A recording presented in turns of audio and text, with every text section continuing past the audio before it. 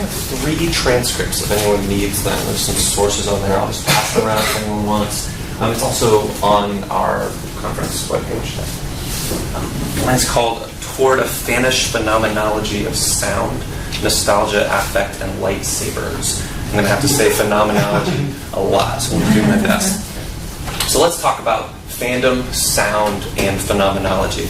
And I'm going to focus on 3 overlapping ways that scholars have written about phenomenology, and after that I'll playfully explore some sounds that mean something to me as a fan whose life is in some way tied up with these sounds that you're going to hear. And whether those sounds mean anything to you or not, I want you to pay attention to how they make you feel, what memories they stir up in you, and if they seem to prove or critique the scholarly perspectives on phenomenology that I'm bringing up here.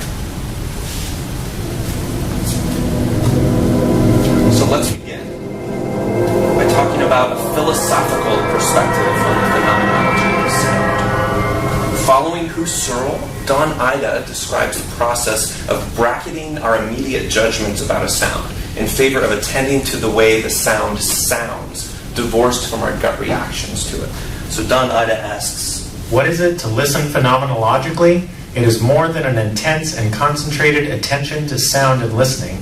It is also to be aware in the process of the pervasiveness of certain beliefs which intrude into my attempt to listen to the things themselves.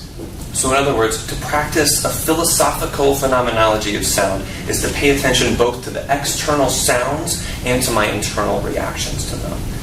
But of course, when you're a fan, this bracketing can be difficult to do as you try to distinguish the real sounds themselves from the way they make you feel.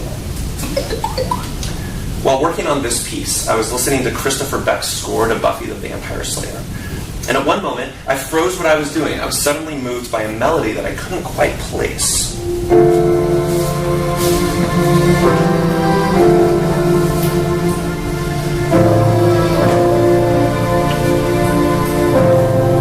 So this track is called Remembering Jenny.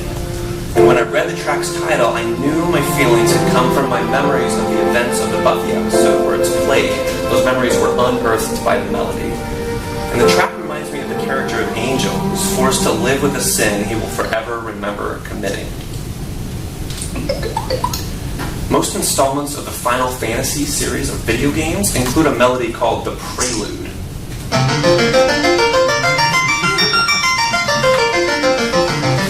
That prelude seems to be echoed in Camille Saint-Saëns' Piano Trio No. 1 in F major.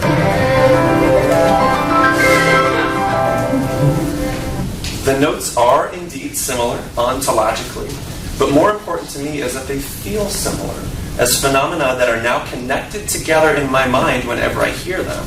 And these are texts that I love, so I hear them over and over and over and over and over.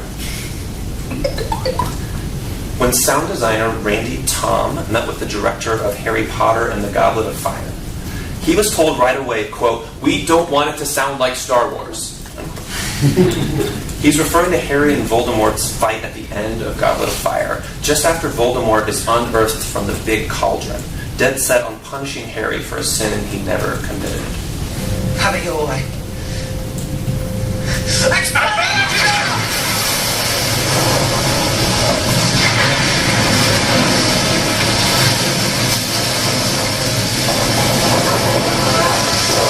So think about the similarities between that fight and the first duel between Luke Skywalker and Darth Vader that they didn't want it to sound like. Much no one. You'll find that full of surprises. Both young men are fighting stronger, more magical men who they believe are responsible for murdering their fathers.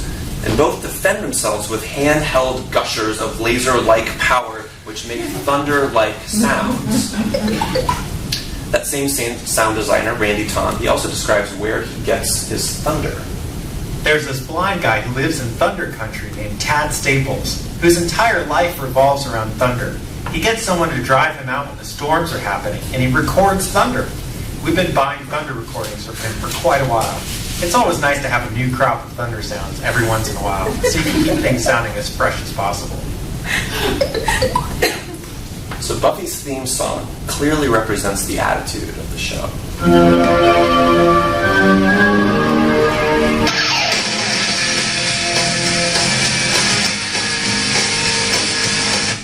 begins with the stereotypical organ and howl of horror convention, but then it spins into this fun, youth-oriented, kick-ass alternative rock. It's as if Joss Whedon said to the music director, "We don't want it to sound like Tales from the Dark Side."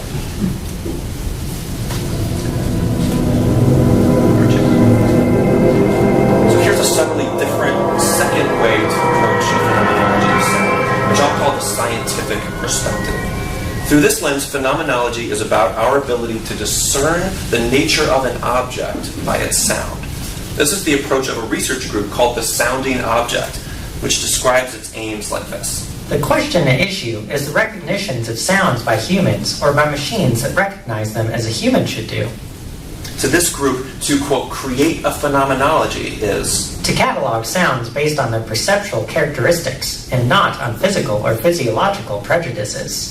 So once again, from this lens, we're bracketing our prejudices, but with the aim of cataloging sounds, of understanding what's out there, of knowing if what we're hearing is a ball dropping or a fist punching. So this is the sound of Doctor Who's ship, the TARDIS.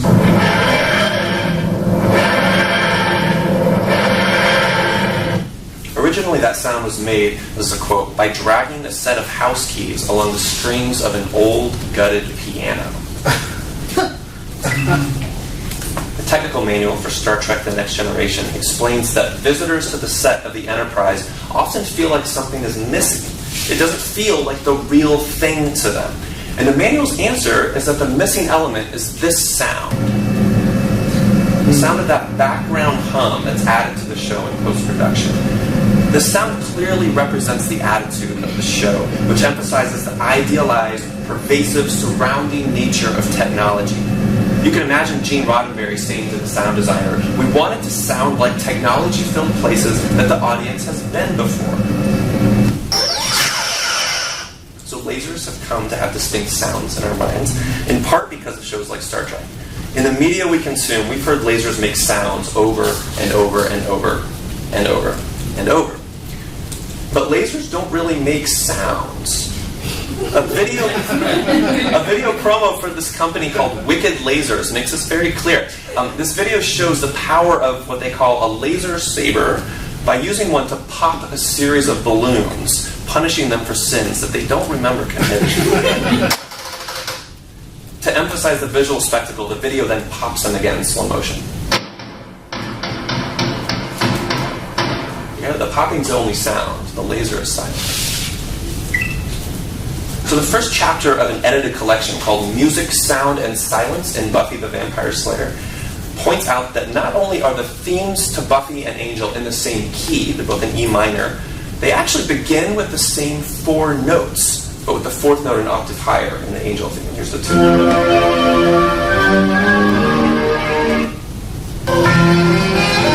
So it's that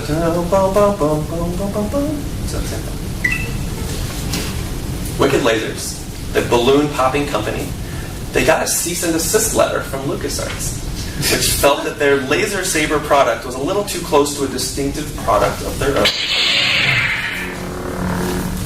Wicked Lasers had committed the sin of making their real product too similar to what LucasArts thinks of as the real thing. It's the look that's the same, though. The laser saber sounds completely different from a lightsaber.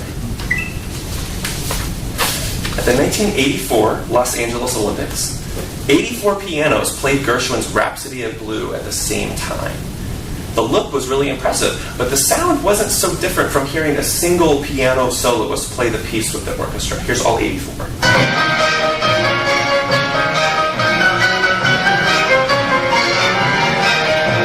If you watch a video of this event, it's on YouTube, the conductor is wearing these really awesome 80s headphones, and I assume so he could hear a click track so he can keep everyone in time together. So think about that. The individual piano soloists had absolutely no freedom at all to improvise rhythmically. They had to go along 100% with the conductor. So to the worldwide audience of the 1984 Olympics, this rhythmically exact version was the real thing. In the 2013 film of The Great Gatsby,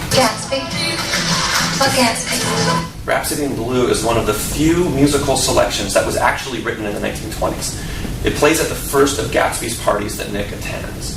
In the film, it's associated with extreme wealth, excess, and a grand, imposing home. The only clues to Gatsby's humble roots are the photographs of Dan Cody on the walls, and the audience doesn't learn their significance until their meaning is unearthed later.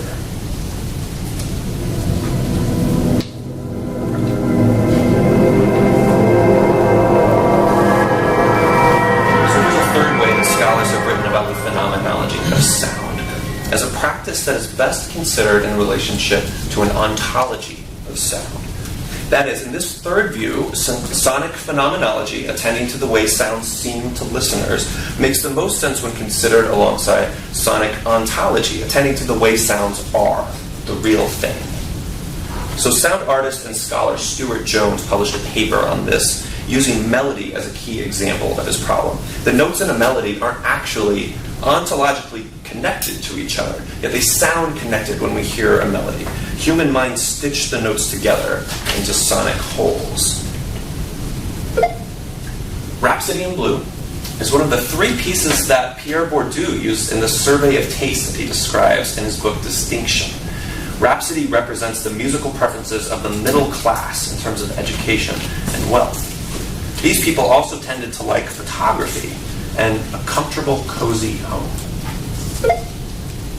I grew up in a comfortable, cozy home with photographs on the walls. And my parents were paddlers as well. They kept the paddle, this thin wooden spatula, in the same crock on the counter with the wooden spoons and ladles. And for years, whenever my younger brother Philip would hear someone fiddling for the right spoon, he would run away into the other room, thinking that he was about to be paddled for a sin that he didn't remember committing. The 2012 London Olympics, the TARDIS, Doctor Who's ship, made a brief appearance during this bizarre dance party to Bohemian Rhapsody. You can barely hear the TARDIS, but it clearly represents the attitude of the show, a celebration of British popular culture.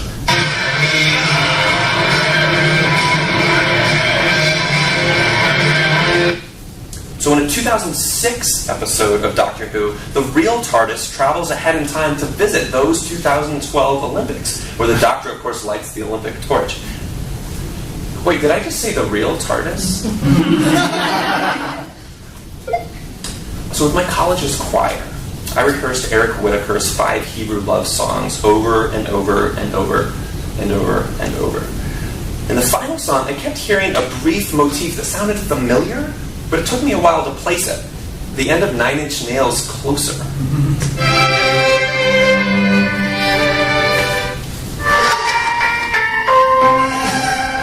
So I looked up the dates for both pieces, and they were composed around the same time, 96, 92, I forget. So I wrote on Whitaker's Facebook page, and I asked if there was a purposeful connection to 9 Inch Nails, and he actually wrote back right away, and this is what he said. Amazing years, my friend. In 17 years, you're the very first person to recognize it. Absolutely intentional. It's not actually. So I had unearthed something that had been there, ontologically present for 17 years. It was there. And maybe it took a fan's ears to hear the connection. Musicologist David Burrowes writes about his efforts to help others understand pieces of music, how they sound to him the first time he hears them. He calls it a processual analysis. So to demonstrate this style of analysis, Burrowes writes a chapter that focuses on a single note, a single unexpected C natural in the Sarabande movement from J.S. Bach's 6th Cello Suite. It's a high note in this passage here.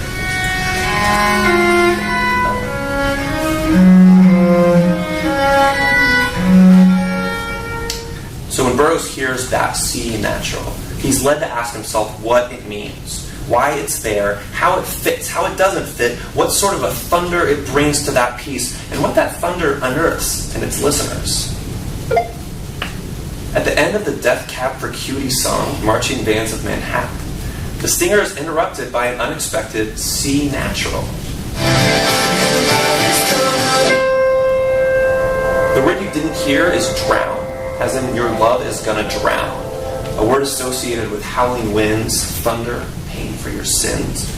But the Death Cab song erases the drowning, using a single note to turn everything on its head. Or at least it feels that way to me when the phenomena of that note hits my body. On its own, without me to make sense of it, it's just a C natural.